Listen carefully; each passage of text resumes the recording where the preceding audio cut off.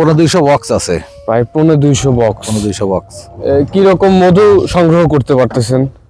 আল্লাহ দিলে আবহাওয়া ভালো হলে পরে বেশ ভালো মধু হয়। এরকম যতদূর দেখে মনে হচ্ছে যে ভেজাল করার কোনো না না না, পরিস্থিতি ভেজাল নেই। কোনো নয়, আপনার একদম খাঁটি মধু। আসসালামু আলাইকুম ভিউয়ার্স, আশা করি সবাই ভালো আছেন। আমি আল্লাহর রহমতে ভালো আছি।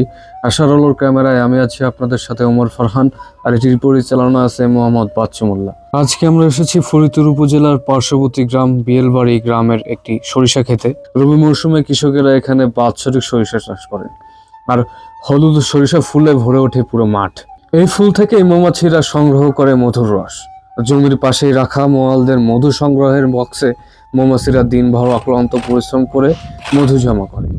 এক চামচ মধু তৈরি করতে একটি মৌমাছিকে হাজার হাজার ফুলে বসতে হয়। ছোট্ট এই প্রাণীর নিরলস চোমের মধ্যেই লুকিয়ে আছে আল্লাহর অসীম কুদরত। পবিত্র কুরআনে আল্লাহ তাআলা বলেন, তার মধ্যে মানুষের জন্য রয়েছে আরোগ্য। সূরা নাহল 69 নম্বর আয়াত। রাসূলুল্লাহ সাল্লাল্লাহু আলাইহি সাল্লাম বলেছেন, তোমরা মধু ব্যবহার করো, কেননা এতে রয়েছে আরোগ্য। ইবনে মাঝা। সরিষা ফুলের খাঁটি মধু রোগ প্রতিরোধ ক্ষমতা বাড়ায়, কাশি ও গলা ব্যথা উপশম করে এবং শরীরে দ্রুত শক্তি যোগায়। এই সরিষা ক্ষেত, মৌমাছি আর মধু সবই আল্লাহর পক্ষ থেকে এক অনন্য নিয়ামত। আসুন প্রাকৃতিক খাবারের দিকে ফিরে যাই এবং খাঁটি মধুর কদর করি। মধু আহরণ কখন থেকে শুরু করেন আপনারা? ধরেন 7টা কি 8টা থেকে শুরু করি। 8টা থেকে শুরু করেন। কয়জন সদস্য আছেন এখানে? এখানে ধরেন শুধু আমাদের কাজ করে ধরেন 10-12 জন, 8 জন। কাজের সময় শুধু লোক লাগে না।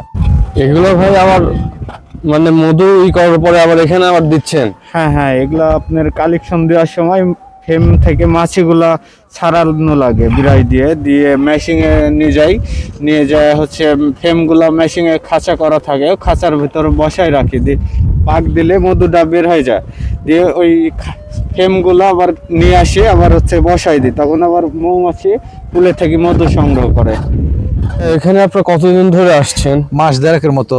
1.5 মাস ধরে শুরু করছেন? জি। টোটাল কয়টা বক্স আছে এখানে? 1500 বক্স আছে।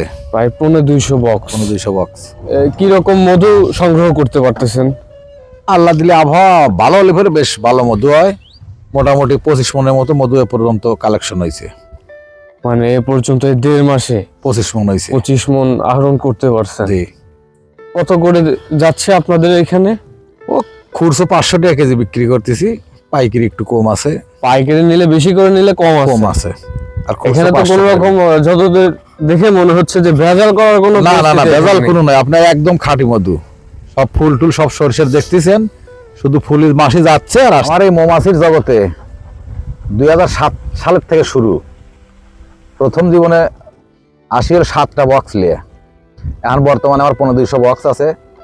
আল্লাহ দিলি ফেরে বেশ মোটামুটি ভালোই ব্যবসায়, হালাল ব্যবসা। আর আমার কাছে যারাই মধু নেবেন, একবার সলিড মধু পাবেন, 1 নাম্বার মধু পাবেন। মনে করেন যে আমরা অনেক লোকই কাজ কাম করি, 7-8 জন লোক কাজ করতেছি।